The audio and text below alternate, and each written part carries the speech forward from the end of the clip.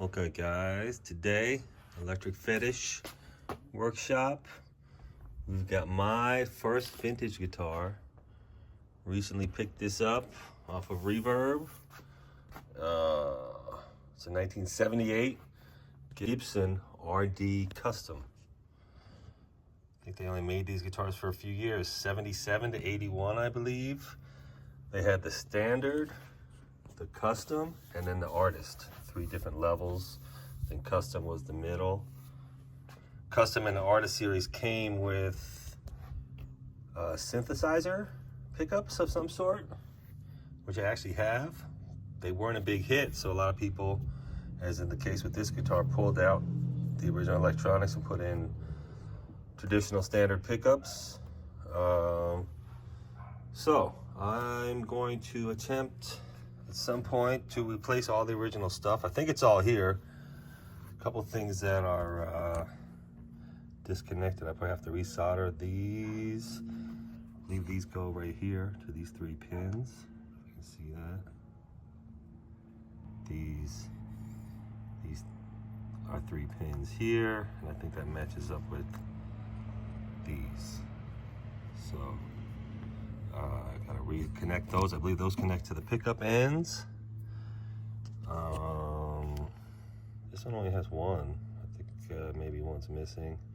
Anyway, that's all stuff I gotta figure out. I'm not by far from an expert at this. This will be my first time trying to tackle a project like this. I don't even know if it works once it's back together. I didn't get any assurances from the guy who I purchased it from that it works. He said he had it all, or what he thinks is all of it. And I took his word for it. That's as good as you're gonna get. I guess it's, if everything's not here or it's not all working, that'll be part of the project, is to track that stuff down. So besides that end of it, the finish, actually, the finish has some cloudiness to it. Some of it I think I actually did the first day I got it. I think maybe there's some kind of oil, or I don't know if it's fingerboard oil or some contact cleaner that didn't dry up. Something was leaking. There was some fluids leaking from underneath the pick guard. So I wiped it down, and I actually used some my favorite stuff, the isopropyl alcohol, 91%, and looks like that wasn't the greatest thing to do, because it, I mean, the whole finish is not perfect.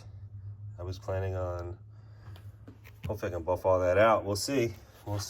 And then as well, we have these little marks on the fretboard that, try to get close.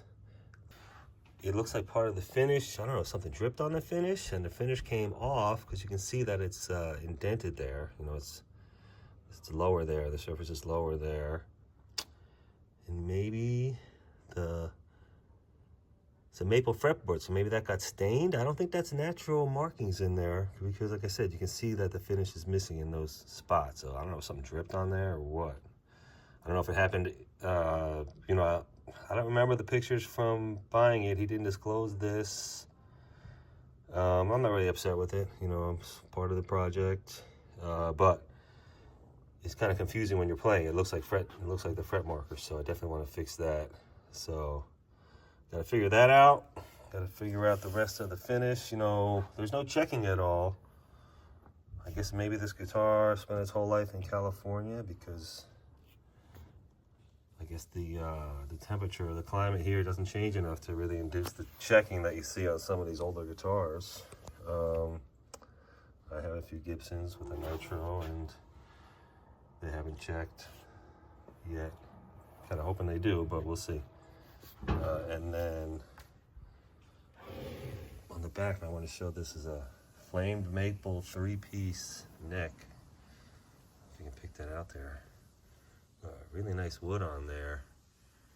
Funny thing is, I bought this guitar because, I'm going to restore it and possibly flip it. This is going to be my first foray into that, buying and selling situation. And I don't, when I first bought it, I was like, I won't have a problem selling this, because my biggest fear is that I'm going to buy these vintage guitars and fall in love with them and not want to sell them. And so I bought this one because I don't love this body style. It's not really me, but kind of fallen in love with it a little bit, but it's kind of cool all of a sudden to me. But anyway, I like they have a natural colored one. This is the walnut finish. They have a natural one, which I like better. So hopefully if I do well with this one, or at least, you know, sell it for what I got it for. I don't think I could lose money on it, but anyways, maybe I could if I fuck it up. But so yeah, that's the story on this one. I'm gonna gig it once or twice. I got a gig this weekend playing the cover band. Probably gonna put some 9s on there. It's got 10s on there, and it's the longer scale length. This is the one in the few Gibsons that has a 25.5-inch scale length, like Fender. I'm used to 9s, and mostly play Gibson guitars recently. So the switch to 10s and the longer scale length, I'm not digging it. I'm sure I get used to it, but I'm gonna be switching back and forth from a Gibson, a Les Paul with 9s on it. So I'm gonna get this as close to feeling like that as I can. And that's it, guys. Thanks. 78 Gibson USA RD Custom. I'm out.